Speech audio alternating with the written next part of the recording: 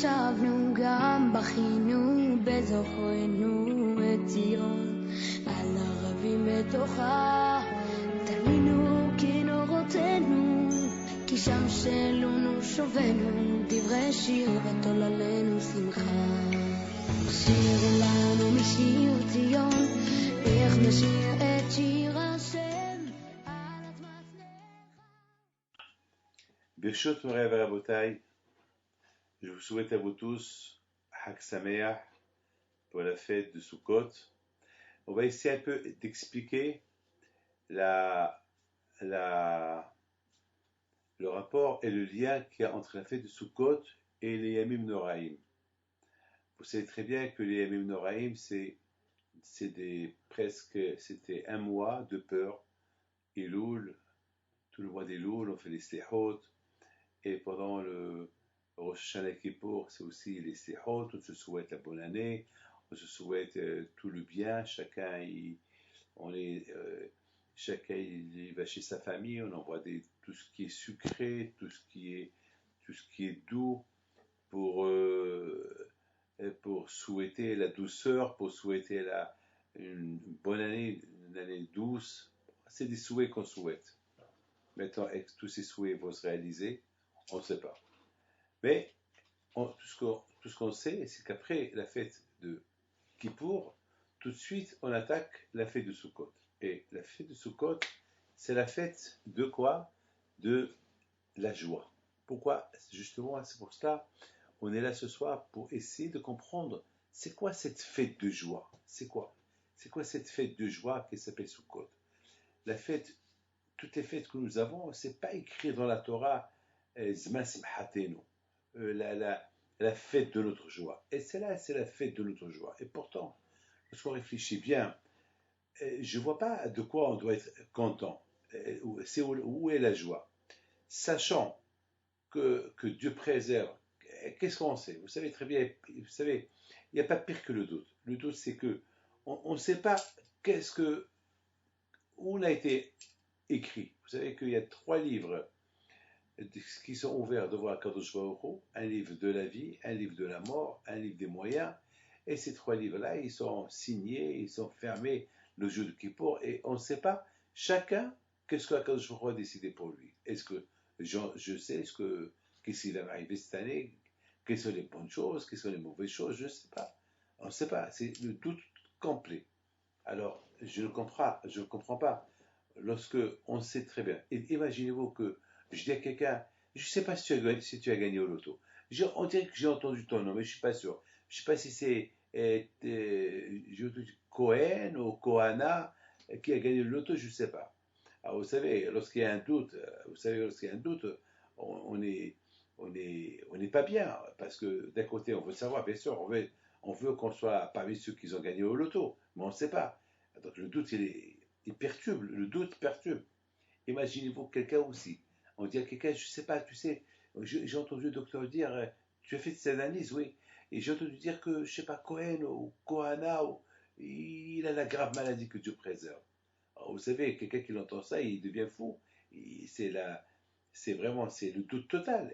Il sera à 100% tranquille une fois qu'il entend, enfin qu'on lui confirme.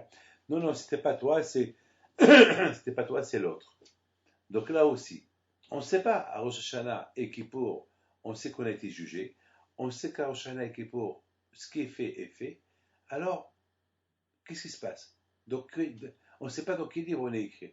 On sait que les livres ont été fermés, signés. Alors, c'est le doute total. Alors, pourquoi on dit que tout de suite après, on dit la fête de Sukkot, c'est Zman Simchatenu. Là, c'est la fête de la joie. Et c'est ça ce qu'on va essayer de comprendre. Pourquoi mettre cette fête-là, elle s'appelle la fête de la joie. Et c'est ça, la beauté. Pourquoi là, on est là à essayer de comprendre ensemble cette belle fête de Sukkot. Et vous savez très bien que dans cette fête de Sukkot, elle a quelque chose de particulier. Laquelle? C'est qu'on ne mange pas à la maison. On est dehors. On est dans une cabane. Alors que toutes les fêtes qu'on a, on les fait à la maison, on les fait au salon, on les fait partout. Et la fête de Sukkot, elle se fait dehors. La fête de Sukkot, elle se fait complètement dehors. Et c'est ça ce qu'on va essayer de comprendre. Pourquoi la fête de Sukkot, elle se fait dehors? Alors d'un côté, on nous dit c'est la fête de la joie, et il faut la faire dehors. Alors vous savez très bien que c'est une contradiction. Pour être heureux et content, c'est mieux d'être chez soi. Lorsqu'on est chez soi, il y a les armoires, il y a le salon, il y a tout le confort, et on nous dit il faut être content. Ah oui, on peut être content. Mais quand on nous dit pique-niquer dans la rue, dans une cabane qui fait froid, où il pleut, où on n'est pas très confortable, et dans la joie, alors là c'est un peu bizarre. Alors d'un côté, comment peut-on expliquer être dans la cabane, dans la joie, et comment peut-on dire après Kippour, et après Sukkot, après Kippour, et après Hoshana, que lorsqu'on est dans le doute total, on ne sait même pas dans quel livre on est écrit, on a été inscrit, on nous dit qu'il faut être heureux et content. Vous savez, Rabotai, j'ai entendu une question, et ça, on va encore poser notre question. J'ai entendu une question dire que Hakadosh Baruch Hu, pourquoi on n'est pas libre, pourquoi on est encore en exil, parce qu'Hakadosh Baruch Hu, il a juré de détruire le Beth Amikdash. Lorsque les Israël, ils ont tellement fauté, lorsqu'ils étaient en Israël, ils ont tellement fauté, Hachem, il a juré de détruire le Beth Amikdash. Automatiquement, si le Beth Amikdash est détruit, donc les Juifs, ils sont en exil. Voilà. Donc maintenant, il faut maintenant qu'Akadosh Baruch Hu, pour que si Dieu veut, on retourne tous en Israël, il faut qu'Akadosh Baruch Hu, il faut qu'on lui fasse la tara, il faut qu'on lui annule son serment. C'est parce que, et une fois qu'on a annulé ce serment, il va construire le Beth Amikdash, et puis ça va rentrer en Israël. On m'a posé une question.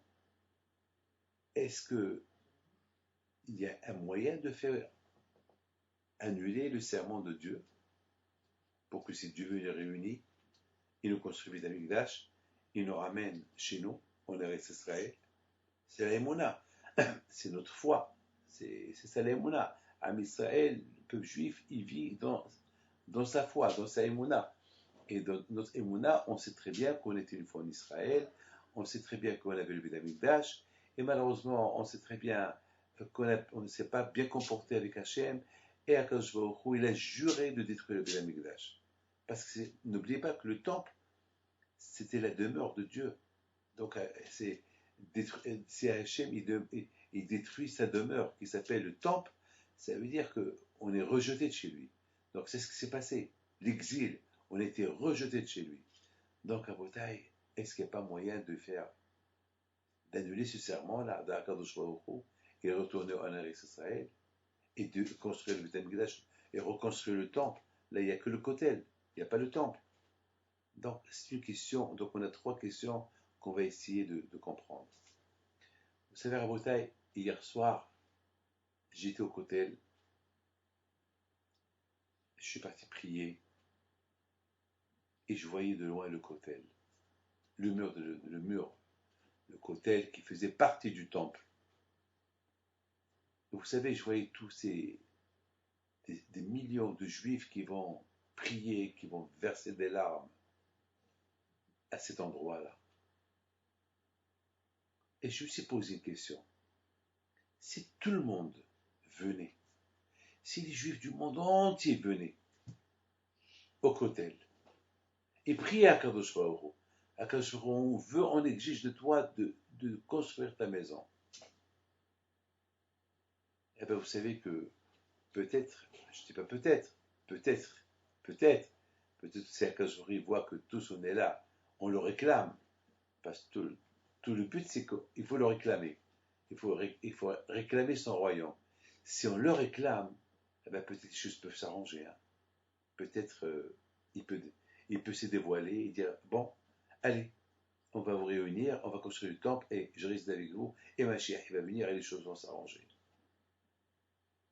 Écoutez bien, il y a 2 jours, j'étais à Marseille. Je crois, il y avait une coupe entre Marseille et il y avait un match de football entre Marseille, je ne sais pas, avec une équipe espagnole. Au départ, je ne savais pas, je ne savais pas qu'il y avait, il y avait un match. Mais tout ce que j'ai remarqué, lorsque je suis arrivé vers 8 heures à Marseille, les rues étaient désertes. Vers 8h30, vraiment, les rues étaient désertes. Je suis parti pour visiter un malade. Et en général, pour aller de la gare à cet endroit, ça prenait 1h30. Et là, ça a pris même pas une demi-heure, l'aller-retour. Et ça m'a étonné. J'ai dit, qu'est-ce qui se passe? Pourquoi c'est vide? Et on m'a annoncé, il y a un match de football. Et j'ai compris. Donc tout le monde, il est devant l'écran de télévision en train de voir ce match. Et j'ai compris aussi autre chose, que la plupart des gens, non seulement qu'ils sont en train de l'écran télévision, mais ils sont partis peut-être en Espagne pour voir le match live. Et j'ai commencé à réfléchir. Et j'ai commencé à réfléchir et j'ai commencé à dire, écoutez bien, peut-être vous allez me prendre pour un rigolo. Peut-être vous n'allez pas me comprendre. Mais je suis très, très, très, très juif. Et j'aime beaucoup le bon Dieu. Et je l'adore. Et tout ce qui concerne Hachem, tout ce qui concerne Akadosh Baruch Hu, c'est trop, je prends trop les choses de sérieux de tout ce qui concerne Akadosh Baruch Hu. Et j'ai commencé à réfléchir. Il n'y a pas une ville en France où il n'y a pas une équipe de football. Il y a la première division, deuxième division, troisième division, les amateurs. Vous allez en Angleterre, c'est pareil. Il y a Manchester United, il y a Liverpool, il y a Everton. Et vous allez en Allemagne. Il y a aussi là-bas des grandes équipes de football. En Hollande, il y a Ajax. Et vous allez partout, en Hambourg, en Allemagne. Et vous allez au Belgique. Et chaque équipe, chaque ville et ses équipes. Je commence à réfléchir. Je me rappelle, il y a quelque temps, toutes les équipes de football, ils jouaient le Shabbat, le samedi. Aujourd'hui, ils ont partagé. Parce qu'aujourd'hui, c'est une question d'argent. Parce que c'est la télévision. Et les gens, ils veulent que ces questions pour que les gens ils voient la télé. Ils peuvent pas avoir la télé en 2-3 matchs à la fois. Donc, il faut des coupures pour des grands matchs pour que les gens peuvent les suivre à la télévision. Donc, c'est commercial. Je comprends. Mais réfléchissez un peu. Chaque équipe de football, il y a 50 000, 60 000, jusqu'à 100 000 spectateurs. 100 000 spectateurs en train de voir un ballon, en train de recevoir des coups de pied d'un à l'autre. 100 000 spectateurs en train de vénérer un ballon. 100 000 spectateurs en train de vénérer une équipe. Non, maintenant, c'est pareil qu'à Marseille.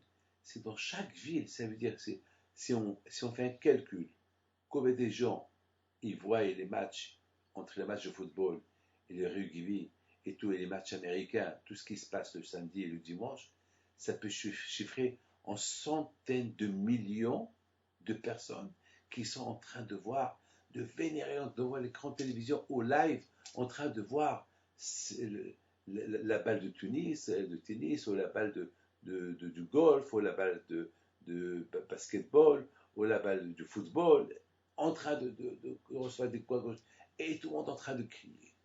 Et tout le monde, ils viennent, ils sont prêts à dépenser de l'argent et s'exciter pour voir, avec une adoration, voir ces matchs-là.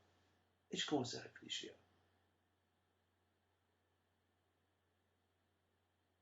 Je me rappelle, lorsque la France elle avait gagné le mondial, j'étais à Lyon. Et je me rappelle le bruit qu'il y avait toute la nuit. Je comprends. C'est l'équipe nationale qu'elle a gagné. Je comprends. Imaginez-vous au Brésil aussi, lorsque le Brésil avait gagné. Les fêtes qu'ils ont fait là-bas. Des fêtes et des fêtes qu'ils ont fait.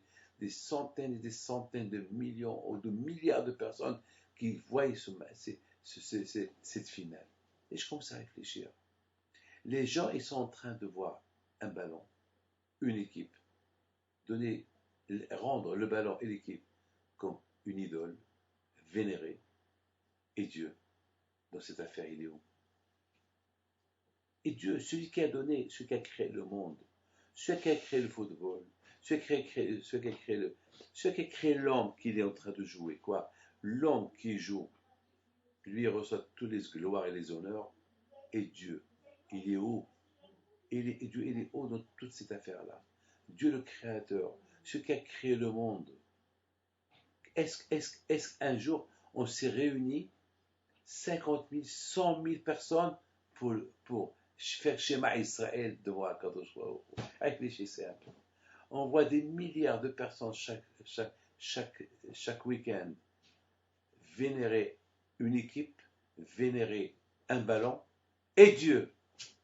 Est-ce que pour Dieu, un jour, on lui a fait ce que... C'est vrai, il y a une centaine de personnes dans cette synagogue, il y a une centaine de personnes dans cette synagogue, il y a 20 personnes là, ou 30 personnes là, ou quelqu'un là, et quelqu'un qui prie là. On fait le calcul dans le monde entier. Faisons le calcul.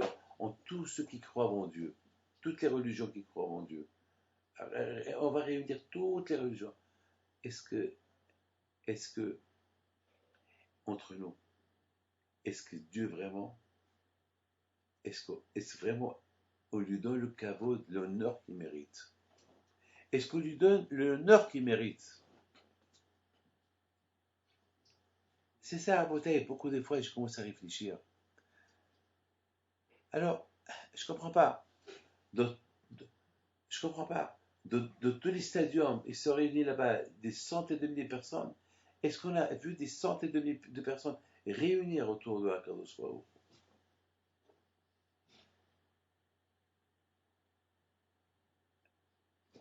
Les amis,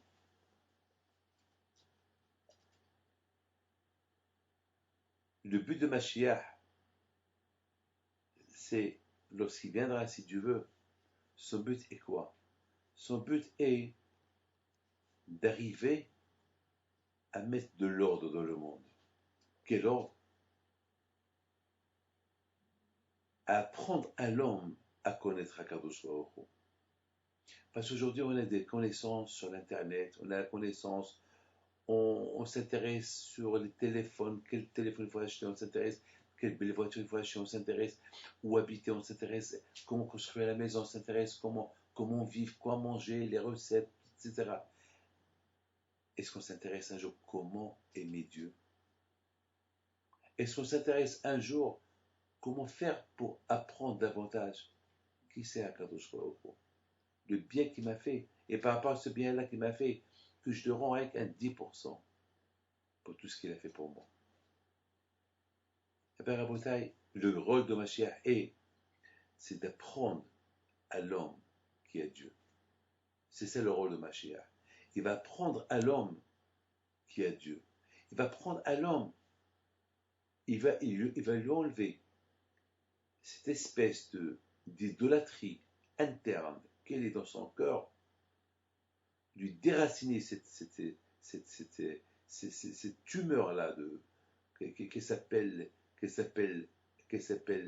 euh, euh, Gashmiut, tout ce qui est matériel, et insérer dedans une capsule de Emouna, de connaissance de Dieu. Et l'homme va commencer à découvrir qui c'est Akadosh Baruch Hu. Et là, il va savoir. Mes amis, il faut savoir une chose. Chacun, il peut connaître Akadosh Baruch Hu s'il veut. Écoutez, hein, les mêmes façons qu'on utilise pour être un méchant, c'est qu'on peut être un gentil. Les mêmes façons, les mêmes forces qu'on a pour inventer, découvrir, eh ben, avec cette même intellect, intelligence qu'on a pour découvrir, on peut aussi découvrir ce qu'il y a Dieu. Mais il faut avoir la volonté. C'est tout. Il faut avoir la volonté de dire, bon, je vais essayer maintenant de connaître, de comprendre qui c'est Dieu. On m'a parlé de Dieu, qui c'est Dieu. Je vais essayer de comprendre maintenant c'est que le Créateur. Eh ben, tu vois, si tu penses ça, tu vas découvrir. Tu vas découvrir.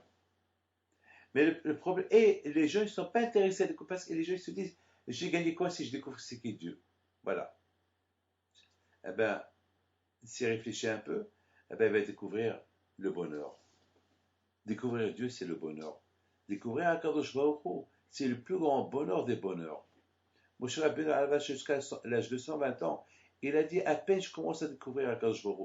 Pas chaque jour qu'il découvrait Dieu, et le lendemain, il le découvrait un peu plus. Donc ça veut dire, il mettait de côté sa découverte d'hier par rapport à la découverte d'aujourd'hui. C'est-à-dire, c'est une suite. Ça, c'est éteint.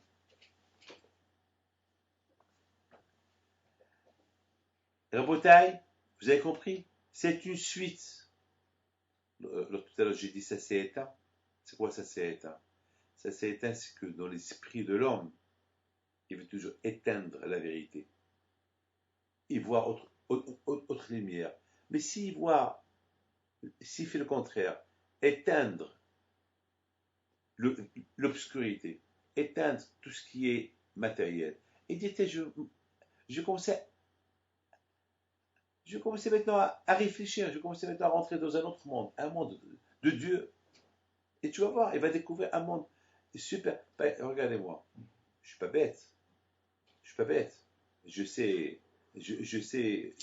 beaucoup de fois j'ai des idées pour inventer des choses. Beaucoup de fois j'ai des idées. Et si je fais ça, si je fais ça, et je fais un brevet sur ça. Mais vraiment, j'ai beaucoup d'idées.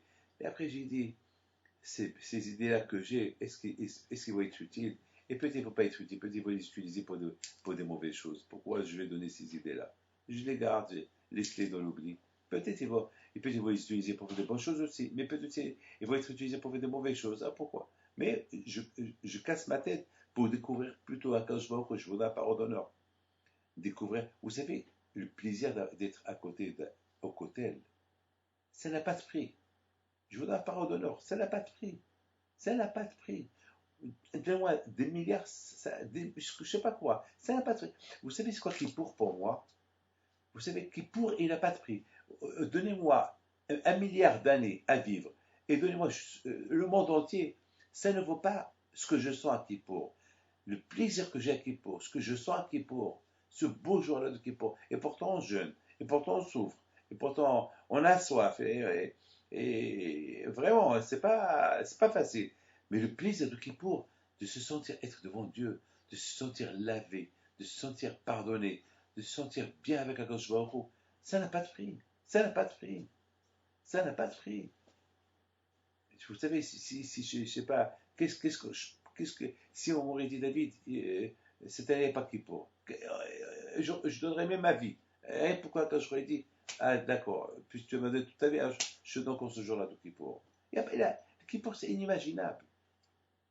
Donc, si Dieu veut, lorsque Mashiach il va venir, il va nous montrer un chemin. Ce chemin-là qu'il va nous montrer pour découvrir Akadosh Baruch Hu. Mais il faut savoir une chose, les tzadikim, comme Rabbi Haim Pinto, Rabbi Shimon Bar Yochai, Baal Shem Tov, Baal Tanya, et Rabbi Haim Taib Lomet, Rabbi Yaakov Herzl, tous ces grands tzadikim, eux, ils n'ont pas besoin que Mashiach il leur apprend, leur faire connaître quelque chose. Parce qu'eux, dans leur vie, ils ont travaillé toute leur vie pour découvrir Akadosh Baruch Hu. Et bien sûr que Mashiach, il va avec et lorsque Mashiach va venir, avec lui, ils vont découvrir un peu plus. Ça ne va pas être une nouveauté pour eux. Ils vont découvrir un peu plus. Mais malheureusement, pour le monde, le reste du monde qui sont trop dans le matériel, eux, on va commencer à leur apprendre à l'alphabet. Donc, Rabotai, je vous ai un peu expliqué ce que je sens. Lorsque j'étais à Marseille et j'ai vu les rues vides, je me suis dit, c'est vrai, en Israël, le seul jour qu'on voit les rues vides, c'est à Kippour. Le jour de Kippour, on voit les rues vides. Les rues qui sont vides, tous les juifs sont dans les synagogues. Une fois dans l'année. Mais regarde, là, presque, s'il y a chaque semaine des matchs importants, on va voir les rues vides. Et je me suis dit, bon, bien sûr, quand je vais au Kro, quelque part, il a la peine que les gens, ils aiment plutôt le football que lui. Malheureusement, une fois, je ne veux pas dire où, je ne peux pas vous dire où. Une fois, j'ai donné une conférence quelque part et les gens m'attendaient, vraiment, il devait y avoir beaucoup de monde. Des milliers de monde il devait y avoir. Et malheureusement, il y avait un grand match de football ce soir là-bas et ce qui s'est passé, il s'est passé que la salle était vide. Vraiment, ils étaient peut-être, au lieu qu'il y a, je sais pas, 1000, 1200, 1300, il y avait une centaine, des vieux. Ça, bon, j'ai dit, bon, il n'y a rien à faire. Bon, j'ai donné mon cours, quand même, j'ai donné mon cours. Mais quelque part, je me suis dit,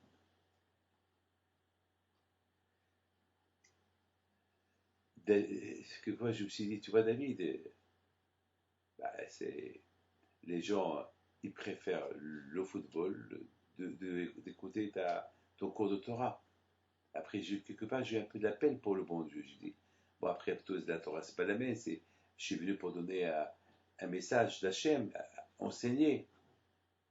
Et, et finalement, il y avait ce qui s'est passé. L'équipe, elle avait perdu. Et bon, après, j'entends que les gens ont regretté. Pourquoi ils ne sont pas venus au cours? Alors, je leur ai dit, ouais. Mais au moment que vous êtes parti au match, vous étiez assis en face la télévision, là-bas, vous étiez, pendant ces secondes-là, votre tête était dans le football. Votre tête n'était pas avec Dieu. Ah, mettons qu'ils ont perdu, c'est là que vous dites dommage qu'on n'a pas été au cours de Torah. Mais ça, votre le problème. Le problème, c'est, si on veut montrer à Hachem qu'on l'aime, il faut qu'on casse notre volonté pour la volonté d'Hachem. Si ma volonté, elle est pour voir ma volonté, elle est pour voir ce match-là, il faut que je casse cette volonté-là pour aller écouter un cours, pour aller à la prière, pour que des fois on se lève pendant le match de football, le mondial, on se lève à 4h, 5h du matin, 4h du matin pour voir un match. Est-ce qu'on fait ça pour Akadosh Baruch Hu? Et c'est ça le problème. On doit arriver à montrer à Akadosh Baruch Hu qu'on l'aime plus. Et comment on peut montrer à Akadosh qu'on l'aime plus? Eh bien, on casse notre volonté matérielle pour dire, voilà, c'est ta volonté spirituelle que j'aime. C'est à là qu'il faut arriver. Bon, bien sûr, c'est un travail qu'on peut arriver même maintenant. Maintenant, il y a beaucoup de gens qui font des chouvas, c'est ce qu'ils font. Mais c'est un grand travail, c'est pas facile, hein, c'est pas donné, c'est pas facile. Mais si Dieu veut, il faut arriver à ça. Il faut que il va venir, les choses vont être différentes. Mais de toute façon, c'est là où il faut arriver.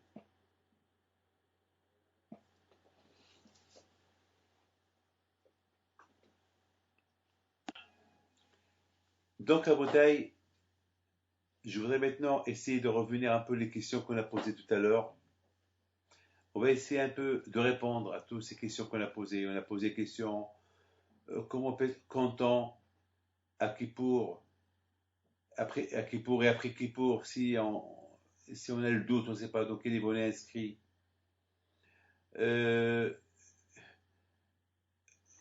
Akadosh Baruch Hu, il a juré pour détruire le temple.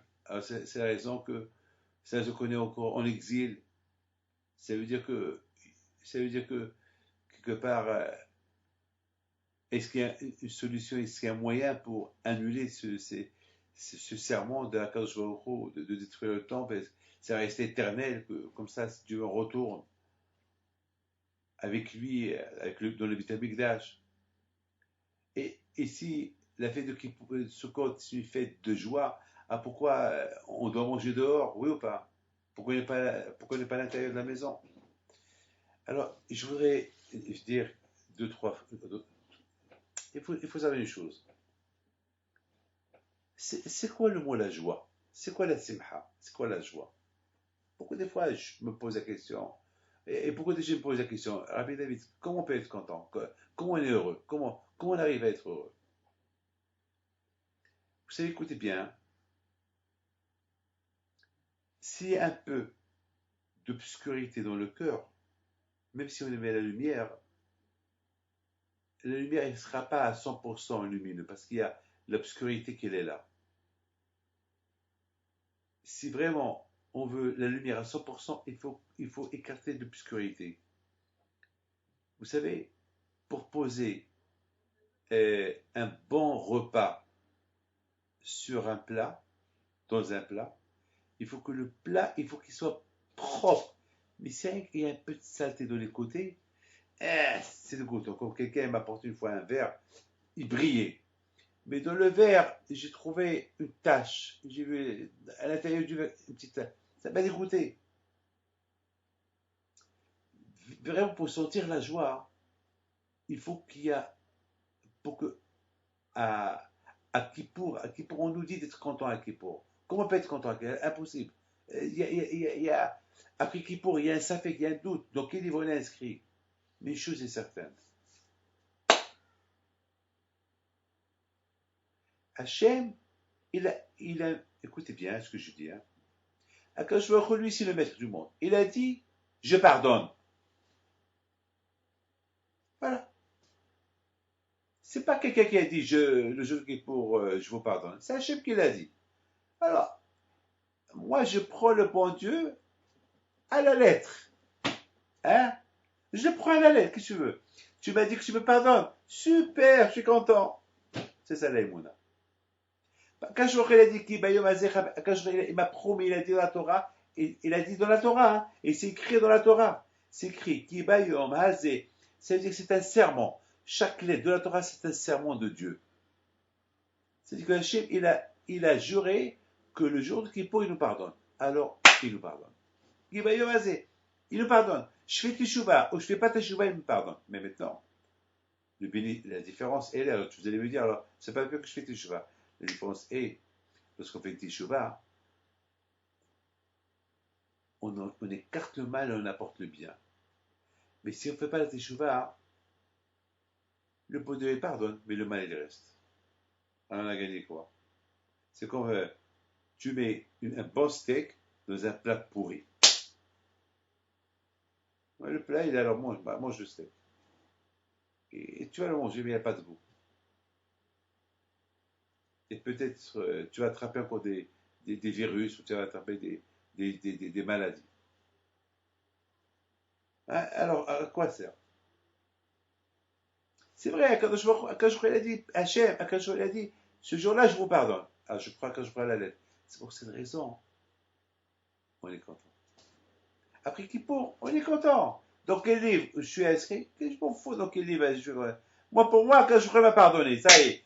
Ce qui compte pour moi, c'est que j'ai pas de faute. Maintenant, je m'en fous du reste. Le plus important pour moi, c'est ça. Ah, maintenant, comment je vais être content après Kippour? On dit que et en plus, on nous dit qu'après Kippour, c'est la fête de Sukkot. La fête de Sukkot, la fête de la joie. Quelle joie? Comment je vais être content? Je ne sais même pas dans quel livre je suis inscrit. Ah, mais on sait une chose. Je vais dans un livre qui dit que celui qui s'exile, celui qui n'a pas la parnassa à côté et qui doit voyager pour apporter la parnassa, et la parnassa, il faut qu'il souffre pour l'apporter, ça annule les mauvais décrets. Même s'il doit mourir, ça annule la mort. L'exil annule la mort. Beaucoup de fois, on voit que des gens qui entrent en prison sans raison. Sans raison. Ils n'ont pas fait de faute, ils sont entrés en prison. La honte de la prison, l'humiliation de la prison, et les souffrances de la prison, il faut annuler la mort aussi. Beaucoup des fois, on a vu beaucoup de tzadikim qui sont rentrés en prison sans rien, pour aucune raison. Bon, peut-être il y a une xéra, Hajju Shalom, mais c'est une xéra. Et la prison, elle a annulé la prison, elle a annulé la xéra. Donc j'ai vu des livres qui disent qu'après Kippour, on ne sait pas dans quel livre on est inscrit. Le livre de la vie, le livre de la mort. Alors lorsqu'on fait la souka, on s'exile de la maison. Et le fait qu'on s'exile de la maison, s'il y a une xéra sur nous, alors c'est l'exil de quitter la maison pour aller à la souka, ça annule la xéra. C'est beau ça. Bon, c'est l'Emouna, il faut avoir l'Emouna. Il y a quelqu'un qui m'a dit, ah bon? Il m'a dit, à quoi? Il m'a dit, tous les juifs ils doivent mourir après Kippour? Je dis oui, a priori oui. Avec toutes les fautes qu'on a fait, oui. Et la souka, elle fait annuler les gezerot. Bah, pas pour tout le monde, la preuve, il y a toujours quelques milliers de morts dans l'année. Pas tout le monde, mais pour. Donc, un homme qui a eu une gezerot sur lui, l'exil de la maison à la souka, ça annule. Et ça, c'est Hazé Hachem. Parce que, mais, sinon, on va mourir de peur. Après Kippour, chacun va commencer à dire, waouh, dans quel livre je suis inscrit? Dans quel livre je suis inscrit? J'ai vu la mort. Hé! Exile-toi, fais la souka. Ah, c'est ça que je vais vivre cette année. Voilà. Donc, au moins, la souka, elle t'enlève le doute. Hein? Bien, hein? Bien. Vous aimez ça. La souka, le fait d'être dans la souka, ça enlève le doute. C'est pour ça qu'on est content. À Kippour, on a confiance en Dieu, parce qu'il a dit qu'il va nous pardonner. Donc on a compris qu'il nous a pardonné, il nous a sauvé de la vie. Et après Kippour, Sukkot, on est super content. Pourquoi? Parce que même si le Gézéra sur nous, il a été annulé par le fait que, par le fait que, par le fait que, par le fait que, qu'on sort dehors, on fait la souka. Mettons, on comprend pourquoi on doit sortir dehors et faire la souka. Et se réjouir de la souka. Pour, pour, pour faire une démonstration quand j'ai confiance en toi que si j'ai une Gézéra sur moi, 100%, tu l'as annulé sur moi. Ah ben, il faut comprendre une chose. C'est beau ce que je vais vous dire là. Vous savez que la souka, c'est comme un vêtement. La souka, c'est comme un vêtement. La souka, un vêtement, il couvre le corps. Lorsqu'un homme rentre dans la souka, il est couvert par la souka. La souka, elle devient comme une couverture sur lui.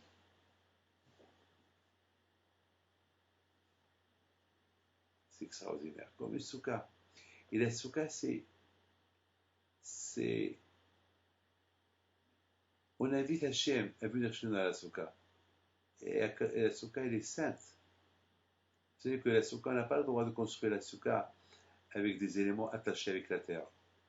Par exemple, vous faites, vous voyez un arbre avec un arbre et on fait la souka sous les feuilles de l'arbre.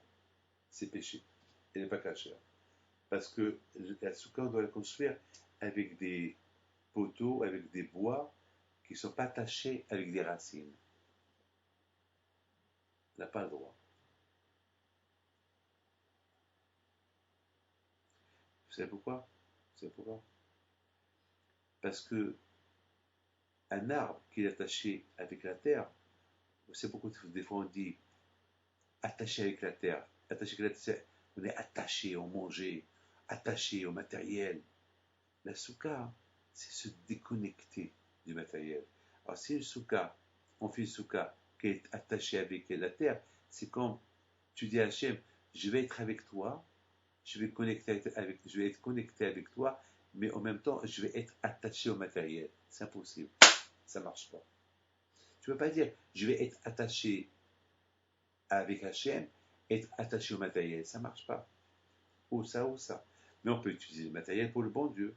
On peut utiliser le matériel pour manger, pour se faire Hachem, pour faire tzedaka, pour des bonnes choses. Ça, oui. Mais pas. C'est pas le business, c'est avant Hachem. Le football, c'est avant Hachem. Mais les vacances, c'est avant le bon Dieu. Beaucoup des fois, on voit les gens, malheureusement, pour préparer les vacances, ils les préparent à la lettre. Mais tout ce qui est spirituel, ils s'en foutent. Et après, ils disent j'aime le bon Dieu. Comment ça marche? Comment peut-on dire une chose pareille? Vous savez, j'ai vu dans une revue Obama, président Obama, le président américain, qui était en train de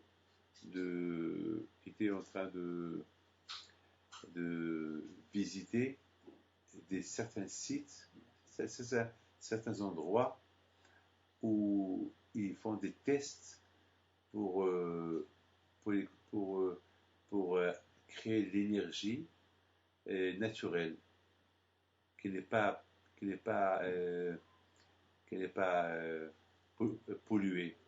Parce que vous savez, aujourd'hui, avec la pollution, le monde il est en danger avec la pollution. Alors donc, il était là, Obama a inspecté, parce que Obama il est écologiste, il est pour les écologistes, alors, donc il est pour les verts, donc il veut la verdure. Bon, il a raison. Mais c'est impressionnant, j'ai vu sa photo en train d'inspecter. Bon, bien sûr, il a promis ça avant qu'il ait été élu président des États-Unis. Il a promis que je vais, je vais faire la guerre à, à tout ce qui est au nucléaire, je vais faire la guerre à tout ce qui pollue le monde. Bon, donc, il commence à respecter un peu ce qu'il a promis. Admettons que demain, il va réussir à rendre toute l'Amérique écologiste. Admettons. Je ne dis pas que ça va arriver, mais admettons. Admettons. Qu'est-ce que les gens vont dire? Ils vont lui donner le prix un prix vert.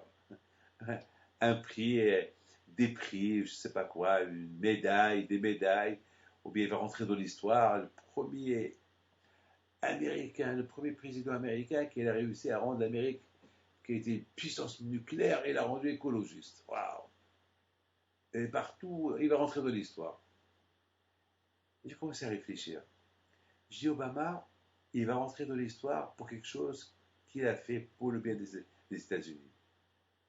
Et à Kadosh Baruch Hu, quel prix on va lui donner? Mais qui a donné l'idée à Obama de faire ce qu'il est en train de faire? Et qui a aidé Obama à rendre l'Amérique écologiste? Et qui a apporté, et qui est le metteur en scène de cette énergie naturelle? C'est le bon Dieu. Et quelle médaille le bon Dieu reçoit en tout ça? Alors Obama, il va recevoir. Les autres qui l'ont aidé, ils vont recevoir des médailles. Et à Kadosh Baruch Hu, quelle médaille? Ça fait peur, hein, tout ça. Quelle médaille il va recevoir? Quoi? Rien. Et ça, on ne réfléchit pas. Ici, on réfléchit un peu. Et on dit merci à Kadosh Baruch pour tous. Au lieu de dire merci aux gens, on dit merci à Kadosh Baruch pour tous, pour la chokma, pour la sagesse qu'il a donnée aux gens, pour qu'eux, ils font ce qu'ils font. Parce que ce soit Obama, que ce soit Sarkozy, que ce soit le roi du Maroc, que ce soit n'importe quel roi du monde qui apporte une bonne chose à l'humanité. C'est Hachem, c'est le bon Dieu qui lui a donné l'idée. C'est pas son idée. On est croyant. Ça, la Emouna, c'est la foi, c'est comme ça. C'est pas c'est pas mon intelligence, mon savoir-faire, mon savoir, c'est moi qui ai su faire. Non, c'est Hachem, c'est Akadosh Baruch Hu. Alors, c'est les gens qui prennent les médailles, c'est eux qui prennent les prix de la paix, c'est eux qui prennent tout, et Akadosh Baruch Hu prend en quoi? Rien. Il reste sans quoi? Il est toujours rejeté. Comme que tout à l'heure, je vous ai dit que pour les matchs de foot, il y a des centaines de milliers de personnes, et pour venir donner des éloges à Akadosh Baruch Hu chaque jour, il n'y a personne. Pourquoi? Ah, pour crier Goal! Ah, ça sort du cœur. Est-ce qu'on répond Amen quand on répond Goal? Est-ce qu'on répond Amen quand on se crie de joie? Lorsqu'on marque un but, quel cri de joie! Est-ce qu'on répond comme ça Amen? Qui sort du fond du cœur Amen, Ishmer Abba. C'est ça le problème. Donc, la fête du Souka, c'est un vrai vêtement. C'est un vrai vêtement, un vêtement spirituel, un vêtement de Dieu. Ça y est, je suis à l'intérieur de la Kadosh Baruch Hu, ça y est, je vais être connecté à Kadosh Baruch Hu, ça y est, je vais faire, et je vais l'écouter. Et là, tu sens la joie. Vous savez, lorsque quelqu'un prend des bonnes décisions, il est heureux. Et lorsqu'on prend des bonnes décisions qui pour faire une bonne teshuva, automatiquement on est heureux. On est heureux. Mais mettre la joie et le sang, on est heureux.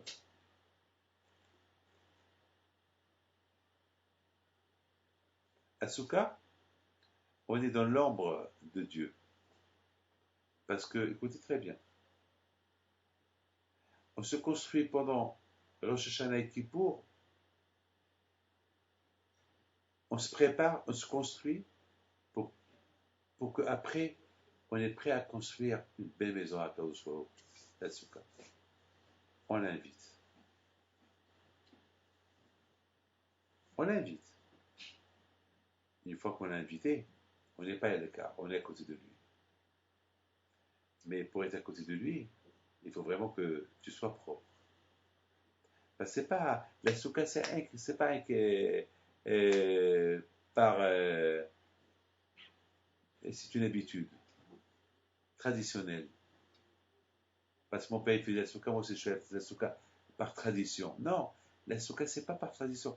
La souka, c'est symbolique. La souka, qu'elle veut dire, j'invite, je construis une maison pour Hachem et je l'invite. Et je vais être à côté de lui. C'est ça la souka. Et pour réussir à être à côté d'Hachem, et tu l'invites, et que tu sois à côté de lui, dans la souka, il faut une bonne préparation. Et si Dieu veut, au lieu qu'on soit à l'ombre de Dieu, on va être à côté de lui.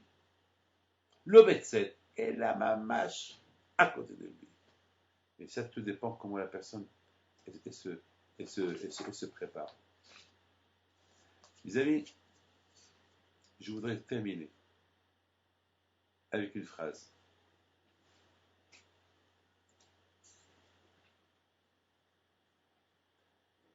Comment peut-on être heureux à Kippour? Comment peut-on être heureux à Sukkot? Écoutez bien, quelqu'un que son costume, il est sale, qu'est-ce qu'il fait? Il doit se présenter devant un roi. Est-ce qu'il peut se présenter devant un roi avec un costume sale? Bien sûr que non. Mais parfois le roi peut être gentil. Lorsqu'il sait que vraiment je veux m'approcher vers lui. Alors qu'est-ce qu'il fait le roi? Il me prépare une machine à laver. Où je peux laver mon costume pour me présenter devant lui.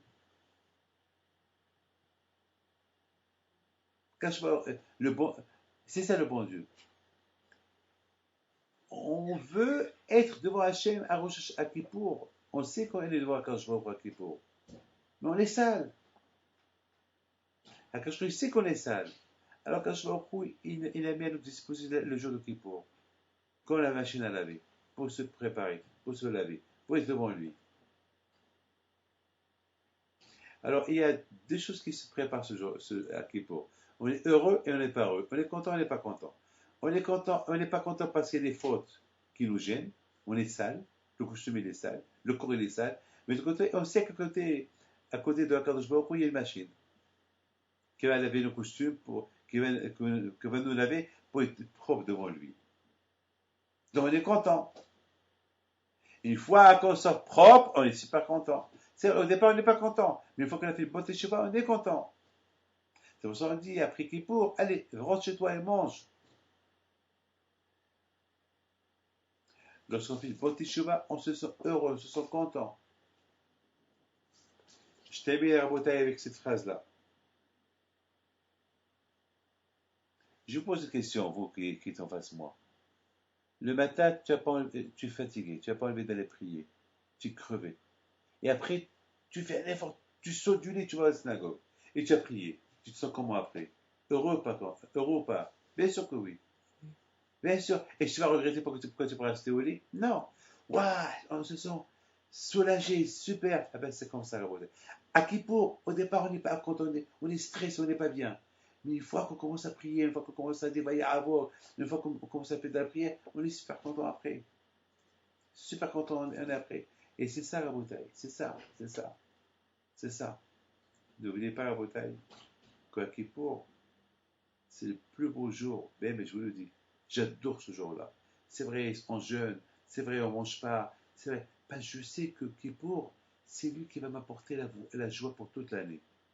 Et c'est après Kippour, je me sens soulagé. Je me sens bien. Je suis heureux. Et avec Sukkot encore plus. Et c'est encore plus. Et si tu veux toute l'année. Je vous souhaite à vous tous la parnassa. Bonne fête. N'oubliez pas, si Dieu veut que à mercredi, jeudi soir, sur Shana Rabbah, si Dieu veut, on sera tous ensemble à Shana Rabbah, à Sarcelles, à Otsara Torah, à partir de minuit jusqu'à 2h30 du matin. Après chacun peut rentrer chez lui. Et que Hachem vous protège. Bonne fête. שיר לנו משיר ציון, איך נשיר את שיר השם.